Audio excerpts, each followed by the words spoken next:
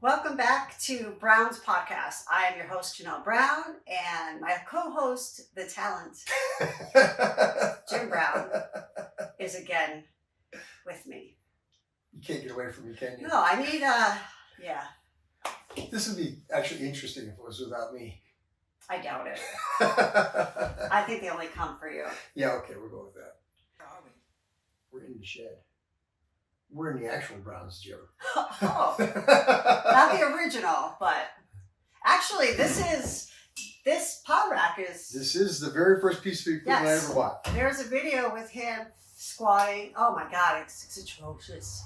Like how to watch. It's 1993. It's 30 years ago. You're developing your squat from where it was to where it is now. It's completely like... We all don't start out good at lifting. We all have to develop a technique. Do you think, the equipment at Brown's Gym is international level? Yes. I mean, there's no doubt about that. Yeah, I mean, we have 12 ER racks and 2 Alicos, so yeah, Excuse us, our dogs would like to come in. We have company. Come on in. Come on in, family.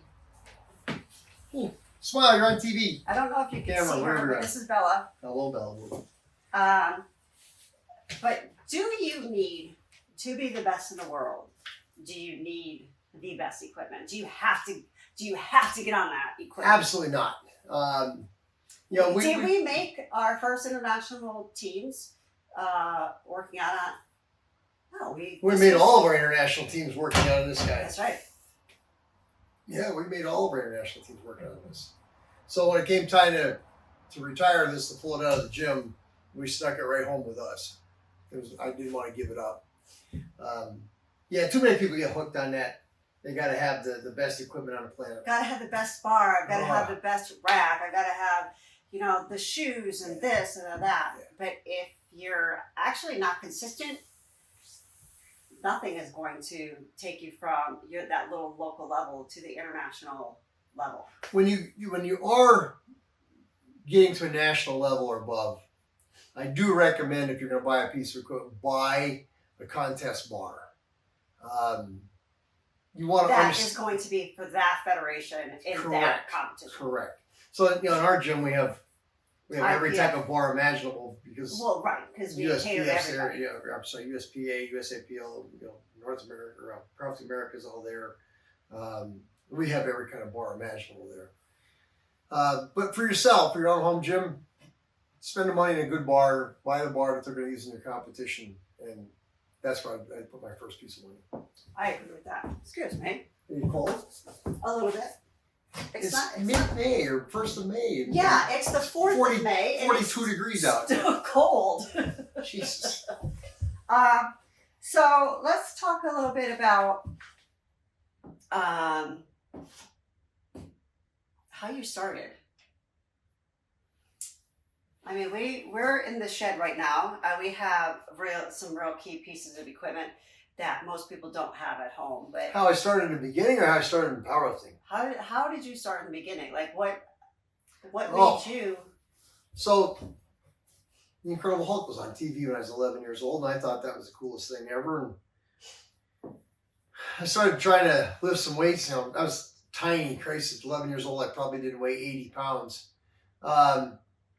And one of our neighbors bought me for Christmas a Sears DP, those 110-pound concrete sets in the plastic molding with the hollow bars. Yeah. So I trained on those for a long time. What made them think that you wanted something like that? Is it like... Well, apparently they weren't wrong. I have no idea. Yeah, obviously. I don't know how they knew, but they knew when they bought me one of those. They even bought me my bench and everything. The old Sears benches where the racks were this far apart. Was it like Sears and Roebuck or yes. something, right? What does Roebuck stand for? I have no idea. Well, obviously Roebuck never made it.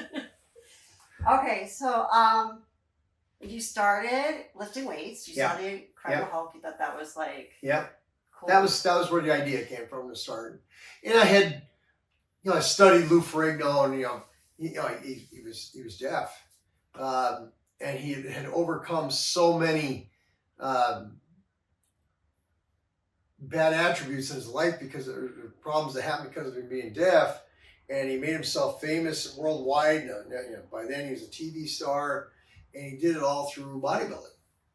So you thought you wanted to do bodybuilding? I did. What did you?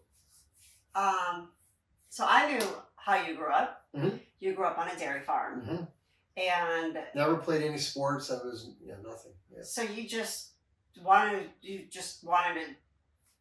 play with weights and decided I want to be a bodybuilder. And like, how did you even hear of bodybuilding besides like? I hadn't until after seeing that that TV show. Lou was just he's oh my god, he was enormous 6'4" and 275 pounds at that time. And that was just and your family is not. No, all midgets. We use the same cookie cutter to make every one of us. There's no athletes in our family. There's nothing. My parents didn't watch sports on TV. Nothing. I don't know how, and I must have at some point gotten bodybuilding magazines or something, because there was no such thing as the internet back then, so I didn't get anything like that. How old were you when you the Sears DP set came with a little book. I remember it came in a little white book about this. You guys saw it. That was abuse right there. Well, I remember. So how could I remember? Like it showed you how to bench. It showed you how to do bicep curls and bench press, and I'm sure it had a squat in there. I'm sure it had a deadlift in there. It had basic things in there. Oh, man. Bent over rows. We need to find that book. That'd be like an antique collection now. For real. But I did bodybuilding, so I was about 18. And I went to a bodybuilding show, teenage bodybuilding show. Was it local? It was.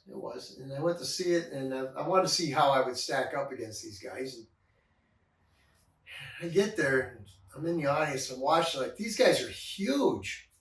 But Lou Ferrigno was huge. Yeah, but I mean, like, these guys were thick. And not as big as Lou. They're the same age as I am. Oh, gotcha. Yeah. So they're teenagers. So, they might have been a year older than me. Some of them could have been 19, but I'm right there in the age group. I've been doing this since I'm 11.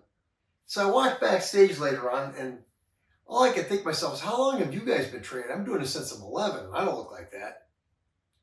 So I asked some guys that question, and one of the guys says to me, "Oh man, I've been training almost a year now." What a dagger! Oh, I think my guts fell out. It was crushing in my soul, and that is when I realized that this is steroids. This is what they're talking about.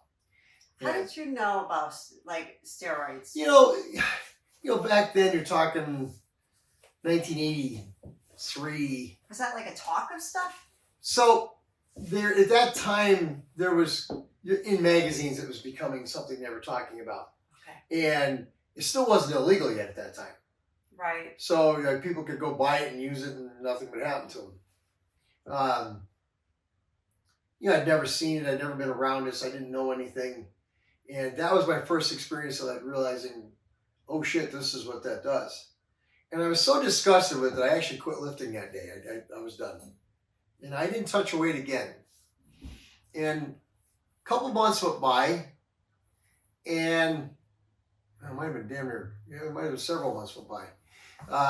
I saw an ad in the newspaper for the very first ever American Drug-Free Powerlifting Association National Championship.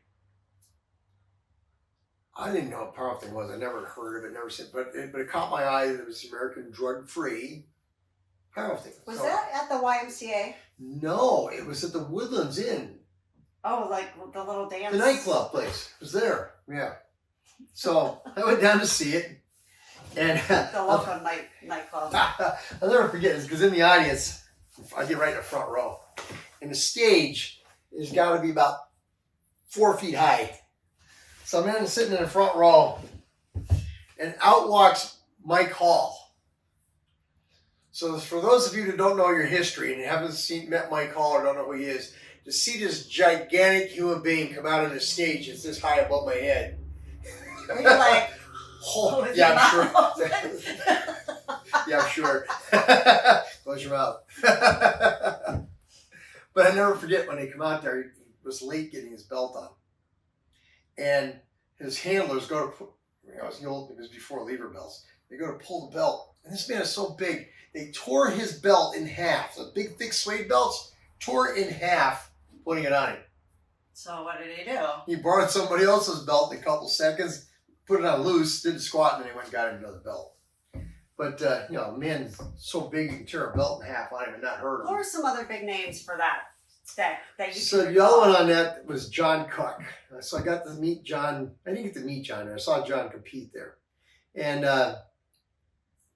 they announce where you're from. And, he's from Kingston, which is, 4 miles from where the contest site's at and 25 miles from me being able to stalk him, which is pretty much what I did. John Cook. I was able to meet him later on. A couple years ago. Years Yeah. later. And he is, the stories that you tell me of him, about how strong he is, like he would, I'll let you tell the story, but when I met him, he's very quiet. He's very shy. Oh, incredibly quiet. He's incredibly sweet. But at the time, was John the current world champion? So at that time, ADFPA did not have a world championship to go to. It was just starting. They were the first ones. And he's one of the founding fathers of the ADFPA. So he came from what was originally AAU. Originally before USPF and those days came along, it was AAU is where you had to go. And, a world championship would be Columbus, Ohio. So he won, I'm assuming he won this meet. Oh, God, yeah. And nobody stood a chance. You decided powerlifting. That's what I want to do. Well, I was always strong. I just wasn't big. And apparently I was never going to be. There's nothing you do about genetics. It's just... Pick the right parents. I don't know how to tell you that. I don't know if it works that way. Oh, shit. When did you decide that you were going to try powerlifting? That day. Yeah. Yeah, I knew that day when I was watching it, like, this was something I was going to do. I was going to try. And I signed up for a contest before I ever even got to train with John. I'd already signed up for, I'm such an idiot, my very first contest. I've never even seen one other than the national championship. I signed up for the North American Championship. I don't know any better. I know you and I know how cocky you are, so you're like, yeah, sure, I got this. No, I did not. I did not go into that way. No, I did not. I went in there not having any idea what to expect. Well, this is before raw or classic lifting. There were belts, knee wraps, squat suits, bench shirts. But frankly, the squat suits and bench shirts, the bench shirt. They're like glorified. They were glorified singlets. A bench shirt was horrendous to put on. You had to go get 3 people to put it on, and then it gave you 15 or 20 pounds. Right. If you but you knew you would have to get this stuff. Yes. And how did you get it? I ordered it through Marathon. And how'd you find out about these people? So there was only one place to get any news about powerlifting at all. And you had to have a subscription to Powerlifting USA, or you didn't have a clue. That was how you found out where the contest was and everything. Fast forward to when we were competing together. I remember, even for myself, waiting for PLUSA to come out to see where the hell you ranked. Right. And how exciting it was to see your freaking name. And your weight class only came up in rankings once a year. Yep. So you had to wait a whole year to find out if you made the top 100. Yeah, that was, and it wasn't like it is. I remember the first time I cracked the top 100. Like, woohoo! I finally made it. And then you look at how far the gap is from number 100 to number 1. Yeah. So I got work to do. But it was also, today you sign up for a meet and nearly instantaneously who your competition is. You know who you're up against. You go and look at the nominations. Right. So I know for myself, and years ago for you go to competition, you have no idea who is there. There could be 10 people in your weight class, there could be 0, there could be 20. And frankly, I think that was better than today. I loved it. Well, I think people run from stuff. They start jumping weight classes. They strategize up a weight class because there's less people, or down a weight class or they don't go because all the big wigs are going to be at this one. Instead of running into whoever is there and take your chance, you get beat, you get beat. So what? Right. I really like that aspect. And frankly, I think I learned more from the contests that I got beat in than I did from the ones I won. Oh my gosh, yeah. Yeah. So you go to North Americans and you sign up, you enter, you don't know who's going to be there. And do you remember your weight class that you signed in? So I'm so bloody naive when I go to this thing that I signed up for the 165-pound weight class. What were you weighing? 154. And at the time, it was 148, 165. So right. You definitely could have gone down to 148. But, Yes. I mean, it's your first meet. You have no idea, yeah. So you just go in. I go there, and I just got my squat suit and knee wraps maybe 2 weeks before. Okay. So I haven't had any of this stuff on only but once. And clearly you didn't know what you were doing. I have no idea what I'm doing with it. And you were training. Where were you training at the time? I was training in the basement of the Dietrich Theater. So the Dietrich Theater is a door about this high to crawl in. It's a very small local movie theater. If it rained, the basement would be full of water. We'd be working out in water this deep. So I'm assuming you and a couple buddies just... Lots of times I'd be by myself. Never really cared about that too much, but sometimes I'd be with a couple friends, yeah. Okay, so you're at North Americans and you're, I'm assuming, warming up. How are you making out? So I don't even know how to do that. Like, I don't even know how to do the warm-ups. I don't know how to time the warm-ups. I think I probably started warming up. Back then, they used to run, say there was 4 flights, A, B, C, and D. Well, they ran all the squats, all of A, all of B, all of C, all of D before they went to bench press. Right. So everybody would have all their squats done. And right. Then okay. So I think I warmed up like as soon as the contest started. Not knowing where you actually were. Yeah, I'm in flight C. Yeah. But that's a typical rookie move. So I warmed up for A, and I warmed up with B, and I think I warmed up with C again before the contest started. And you want to tell about wrapping your knees? Oh, yeah. So after warming up 3 different sets of times, I'm trying to put my knee wraps on to get ready to go to make my next attempt. Or my first attempt, maybe. And this guy walks by me and says, "You ever had those on before?" No. I'll be back to help you.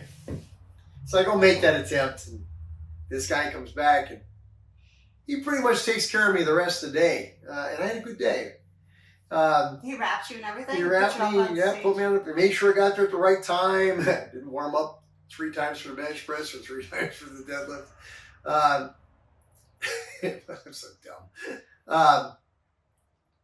I didn't learn until after the contest was over who this guy was. He'd give me his name, but I didn't realize who he was. Here he was the current Pan American Games winner, and Joe Braca. And I've been friends with him my whole life since then. So I met Joe years later. Yeah. And it never fails. When that bar hits the floor for that deadlift, there's a beer in hand. Always. And I don't know if that's just if he was always that way. Always. Joe always brings the best crew of people. Yeah, that was fun. When they come in with the biggest cooler you've ever saw. Yeah, I mean, as soon as it was deadlift time, I mean that was his gig. He was an amazing deadlifter, and he's a great squatter. I don't remember, but I just remember maybe it's the beer, maybe it's that's my memory. I can remember him hitting a 550 squat at 165, and that's back in the days of the squat suit gave you 20 pounds. So going back maybe. to that, we were talking about how you trained for that, and you didn't have all the equipment. No. You didn't have, all the training partners. You didn't have all the hype. You didn't have the cameras and the whatever. You were just in a little hole dive working out. And when we go back to that, I mean, today, this is where we're going to hang out and work out today. Originally it started out with jack stands. There were Yeah, they were horrible. Car tire rims with car jacks welded in them is what we saw with the squat racks. Too big. Yeah. Separate. They weren't attached. No, they weren't even attached. Separate racks. Yep. I remember that. Yeah, don't screw up putting them in because you knock one over. Then we got the bright idea of filling the rims full of concrete so you wouldn't flip over. Oh. I think everybody gets lost in the fact that they need the best stuff to win. Yeah. You know, back in 2015, I think I did all of my training in our basement, and I won. We did, yes. And I won. Yeah, you did. Yeah, I won all those nationals that year. Yep. You don't need to.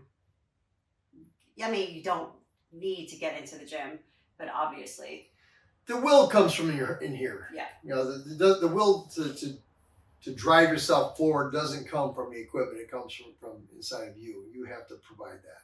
We have a lot of people that come to us, and we have some of our own clients that are like, dude, I don't know what's wrong. I'm just like not into it. Like, I don't think that's one thing I can't help you with.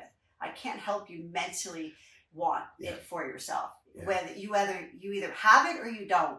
And if you don't, you need to find that space of, is this still what I want to do? Is it not what I want to do? Maybe I'm happier doing something else. Like, and we all go through it. I'm going through it right now a little bit. Like, I had an interesting conversation on the phone call that happened yesterday. You know, it's a young man doing a study for his college degree, something for a class.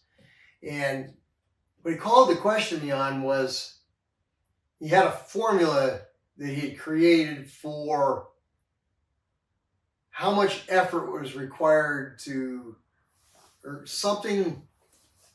I'm saying it backwards. How much speed it would take and how much weight it would take to create a certain amount of effort. And I'm listening to him. I was like, did you not look up the definition of effort? Because none of those things actually equals to effort. Effort is what you provided. Right. And I think that's lost on some people. Right. Like I almost wanted to give him a dictionary. Well, I mean, he's the part of coming up with ideas and having them tried and true is when you actually see them fail. I mean, that's with everything. Either you try it and you make it true, or you try it and you make it false. Yes. So I think that's where he's going to be. I don't know if he'll do the try it part. Well, we're looking for an answer, not the try it part. I don't think there's a concrete answer of the effort that you put into something. No, you have to provide it. I mean, I will tell you 100% the effort that I put into some competitions was not that much. And I still came out okay. But sometimes the effort that I put in, and I put in so much more effort, I gave 100%. Everything was on point. All the diet, all the training, all the sleep, everything. And I still came out and failed. So you didn't fail. You just found somebody who was. But in my eyes, it's a failure if I didn't attain what I came out to attain. By total or win? By either. I'm not saying it's a number. I'm saying if what you feel. It's nothing to do with a number or a winning. It's how you feel about how you performed. I never felt that way about it. I always felt like I was always a number-driven, goal-oriented person. So if I had a number in mind that I was trying to get to, and I obtained that goal, then that's a success. Okay. I can't do anything about the freak that showed up. No, but I'm not talking about competition. Oh, okay. That's one thing that this is never about competition with another person. I'm saying internally. There's people out there having issues with, I'm not feeling it today. I'm not doing this today. I'm mentally not there. That has nothing to do with competition. That is all. No, that's all in you. That's all self-induced. That's what I'm talking about. Yeah. And how, I mean, I don't know how to help that. You can't. Exactly. You can't. You either want this or you don't. Yeah. If you don't, go home, get off the squat rack, let somebody else use it that does want to use it. Do you feel that powerlifting has become, well, this is going to be. This ought to be good. too mainstream. Think about when in the early 2000s, think about it in the 90s, think about it in the 80s, and now. I think it was more fun back then. I agree. It was a lot cheaper back then. Yeah, it was like $25 to like compete. Yeah, you could sign up for a contest for $40 and take a new squat suit and bench shirt and knee wraps. Yeah, a squat suit back then. Spend another $100. Squat suit back then is cheaper than a singlet. Squat suits used to be $38. Yeah, it's crazy. Bench shirts But do you for think $34. we're going to get off subject? But do you think it's too mainstream? I'm afraid to say what I want to say. I think it's become too pussyfied. Ooh. Ooh, hello, sorry, I didn't mean to hit your ass with the door. Come on, one at a time. Come on, you guys come in. Hi. Give me the podcast. Come on. Yeah, I think it's become too pussyfied. I don't know how else to say it. It's. How do you? Okay, explain a little bit. Everybody expects they need to win. Oh. So they try to go to a weight class where there's nobody else there. They duck competitors. I happen to have more great stories of people who beat me than I do of people I beat. I have a story. My very first nationals. I was in the 123-pound weight class. Yeah. And I was against this girl who was, I believe she was the reigning junior world champion. And she comes out and I squat at the time, I think that day, 286. She came out with the American record squat, her third attempt at 386. She beat me by 100 pounds on the squat. On the first lift. And I look at Jim, I'm like, I think she was actually the current open world balls. champion. No, she's a junior. She was just coming into being an open. So and then she comes out with her opening bench, and it was 248 or something. No, it wasn't that high. It Maybe was over 2, yeah. Well, whatever. It was twos. Yeah. And she dumps it on her belly. And I look at Jim like, oh my gosh, she's going to bomb. And then there's a little light bulb that goes, oh my God, I can win. But then that quickly moves because she comes out as the next one. I didn't remember that. But then, so at the end of the meet, I ended up getting second. She won. She's an unbelievable lifter. And I thought, what the frig is she doing that I'm not doing, that she's beating the shit out of me, and she's so much younger than me?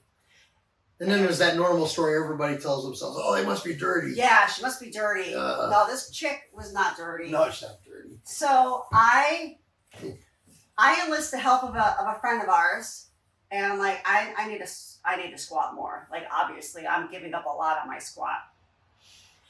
And I end up because of her, wanting to beat that American record because she beat me so handsomely by 100 pounds. That was my one goal. I wanted to squat that 386. I wanted to beat that record. I wanted that American record. Do you know it took me 6 years? 5 or 6 years? Yeah. It took me until it was pounding on one number. It was 5 years. It took me 5 years of pounding on a squat to break that American record. Yeah. And that's when you know it was all hard work. It was all effort. It has nothing to do with, you know, people taking drugs. It is truly the amount of effort that they're putting into those daily workouts. Yep. And it took 5 years to put on that weight on that squat. And it wasn't just like over time, like, oh my God, I was 50 pounds. No, it was like 5 pounds at a time. Ugh. Yeah, dozens of contests. Yeah. Yeah. So I think people should learn to understand the process and how long a process takes. Stop trying to expect so much so quickly and maybe enjoy the ride on the learning. Enjoy those ass beatings. They make you better. Those ass whoopings, man, you learn so much. By the way, that first contest I did, I finished 10th. How many competitors were there in your weight class? In my weight class, I believe there was 22 or 23. In the 165. In the 165. That's a lot. Yep. Contests are not as heavily populated today as they used to be. Well, because there's so many different organizations. Well, too. like 165s, 181s, 198s. Those weight classes that have 15 to 30 competitors in them. Yeah. Hell, today you go to a contest, the whole contest is one day is 40 lifters, maybe 50. That would have been a weight class back in the mid 80s. Yeah. So in some ways the competition is nowhere near as tough today, even though the numbers are higher by the top people, but the competition is not as tough overall. If you're 25 pounds different, there was a guy 25 pounds ahead of you. There was 5 guys in that group. Yeah. 25 ahead of you. Yeah. Yeah. Shit, you're 5 pound increments from 5 What do to you 25. feel about people keep moving up weight classes? I see it a lot. I think they move up weight classes too early. I hate it. In the process. I hate it that they do Like that. I feel like they're not getting everything out of each weight class. Yes. I was in the 114 pound weight class for a few years before you're like, oh, you need to start moving up. Yeah. Like what is the moment that you feel as an athlete it's time to move up a weight class? So I've competed in 48, 65, 81, 98, 205, and 220 weight classes. But you've also started at the very Yes. you're very young. Yes. So I was young and I was growing up through it. And I was putting on size. And, I even managed to grow 4 or 5 inches in that period of time as well. So, it was naturally putting on some size anyway. But I would say if you are moving up a weight class to get away from a competitor, shame on you. Right. Stay there and Get your ass beat. Get your ass beat and pick a fight and learn how to pick one and survive. But I would say if you're struggling to make weight for a contest, Yeah. and when I say struggling to make weight, you're 5, 6, 7 pounds over the weight class, and you're lean enough that when you lost that weight to make weight, that you felt like it took the edge off of your contest. It's probably time to go up a weight class. I see a lot of people jumping weight classes, and then they're posting, oh, I got a 25 pound PR on bench, 15 pound PR here. Well, of course you did. Yeah, and then you jump 22 pounds of body weight. Right. Yeah. So I think it's all relative. Right. Yeah. I don't think it's a bad thing, but I think you should get absolutely everything out of that weight class that you're in. If you say you're in a weight class, like I'll use my weight classes because that's where all my experiences. I'll use yours. Okay. So if you're somebody that's in a 123 pound class and in your off season you're letting yourself get to 135, 136 pounds.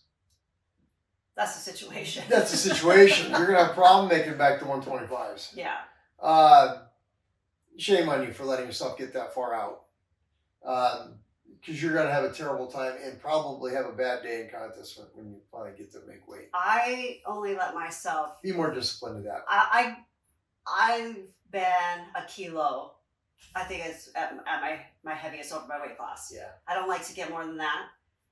Number one, I don't like how it feels at all. Like I don't like it when you're driving and you hit a pothole and you keep shaking after the pothole has passed. That's how you know you're too fat. You gotta. If the mirror is not telling you that you're too fat, yeah, the I think potholes. the potholes will tell you you're too fat. Potholes of Pennsylvania don't lie. I mean, that's how I see. Okay, gotta. We've gotten down a rabbit hole very deep here. Should we shut this off? Maybe.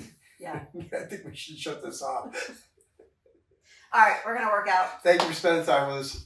Peace.